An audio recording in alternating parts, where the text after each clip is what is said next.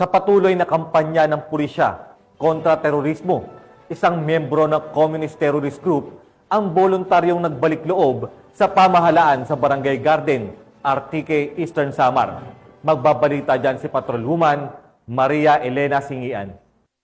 Voluntaryong nagbalik loob sa pamahalaan ang isang miyembro ng Communist Terrorist Group sa Barangay Garden, Arteche, Eastern Samar. Ang matagumpay na pagbabalik loob ay resulta ng pagsisikap at panawagan ng mga tauhan ng 801st Maneuver Company Regional Mobile Force Battalion 8 kasama ang Regional Intelligence Unit 8, 1st Eastern Samar Provincial Mobile Force Company, Northern Samar Police Provincial Office Provincial Intelligence Unit, Lapinig Municipal Police Station, 122nd Special Action Company 12 Special Action Battalion PNP South at 52nd Infantry Battalion 8 Infantry Division Philippine Army. Samantala, nakatanggap naman ang nagbalik loob ng agarang tulong pinansyal at food packs mula sa mga kapulisan. Ang nasabing surrendery ay nasa kustodiya ng 801st Maneuver Company RMFBA para sa facilitation ng kanyang posibleng enrollment sa programa ng ating gobyerno na Enhanced Comprehensive Local Integration Program o ECLIP. Patuloy naman ang panawagan ng PNP sa iba pang mga miyembro ng CTGs na magbalik loob na sa gobyerno, umuwi at bigyang pagkakataong makapiling ang kanilang mga mahal sa buhay.